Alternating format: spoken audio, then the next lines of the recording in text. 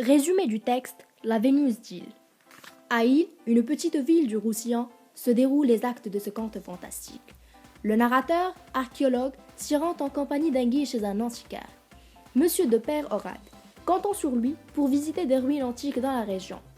Le guide informe le narrateur que le mariage d'Alphonse, fils de Monsieur de Père Horade, avec une jeune fille fortunée de la région, Mademoiselle de Pugarigue, est très proche. Il lui dit aussi que l'antiquaire a découvert récemment, dans ces terres, une statue de la Vénus qui remonte à l'époque romaine.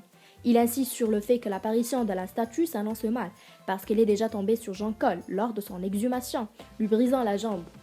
Chaleureusement accueilli chez les Pères Horade, le narrateur dit dans une hospitalité. Monsieur Père Horade lui présente sa femme et son fils et évoque avec enthousiasme la statue de Vénus, lui promettant de la lui montrer dès le lendemain. Dans sa chambre, l'auteur ouvre sa fenêtre et aperçoit au loin la statue. De la même, il assiste à deux jeunes garçons, dont l'un lance une pierre sur la statue. La pierre lui a été rendue sur le front. Alors, il prend la fuite, voyant en cela une expression supplémentaire de la méchanceté de la Vénus. Le lendemain matin, Monsieur de Père Horade vient réveiller son hôte car il a hâte de montrer la Vénus à l'archéologue. Ce dernier constate les traits de beauté de la statue, mais s'aperçoit également que son visage manifeste une franche sévérité. L'antiquaire fait remarquer à son visiteur l'étrange inscription figurant sur le socle Cave à Mantem et que l'auteur traduit par Prends garde à toi si elle t'aime.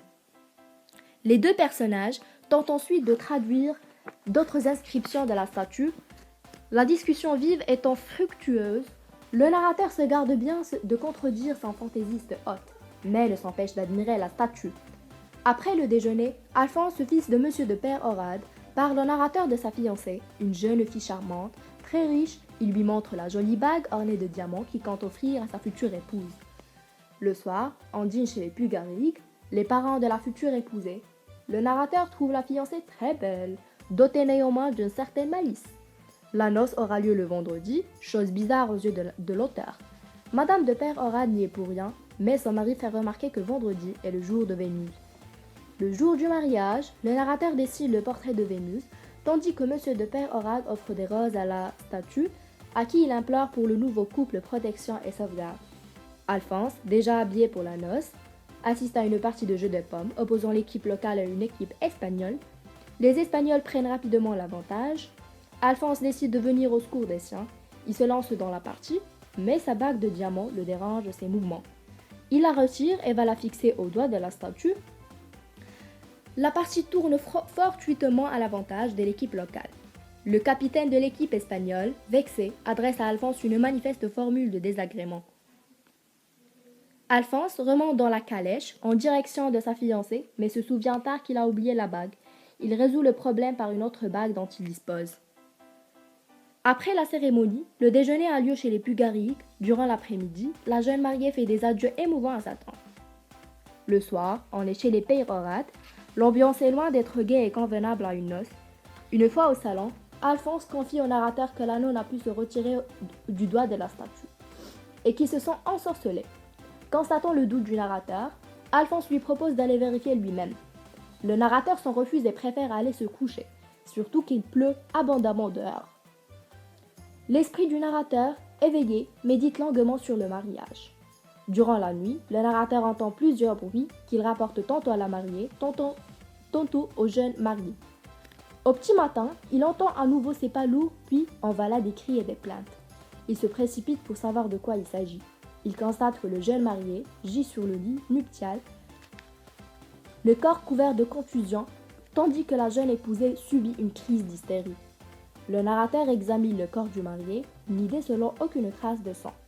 Ses soupçons se portent sur le capitaine de l'équipe espagnole de jeu de pommes, mais il manque de preuves.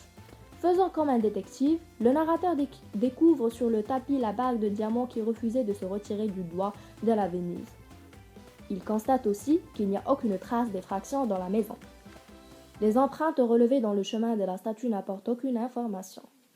Le procureur informe le narrateur par la suite que la mariée est devenue folle, mais d'après sa déposition, elle s'est couchée la première. Puis, elle a entendu quelqu'un pénétrer dans la chambre, croyant que c'était son mari. Seulement, elle a senti que cette personne avait un corps glacé. Plus tard, une seconde personne est entrée dans la chambre, qui cette fois lui dit « Bonsoir, ma petite femme ». La jeune mariée a vu alors la statue qui était dans son lit, en train d'enserrer son mari au point de l'étouffer. La jeune femme s'est alors évanouie et n'a retrouvé ses esprits qu'au petit matin. Elle a alors vu la statue quitter la chambre. Le capitaine de l'équipe espagnole, convoqué par le procureur, fournit un alibi incontestable. Le narrateur, craignant pour sa réputation, refuse d'explorer la piste surnaturelle. Après l'enterrement, le narrateur entre à Paris. Monsieur de Père Horade est mort quelques mois après. Sa veuve a décidé de faire fendre la statue pour en faire une cloche. Néanmoins, l'endroit n'a pas échappé à la malédiction, car depuis que cette cloche sonne, les vignes d'île ont déjà gelé 2 fois. Merci pour votre attention.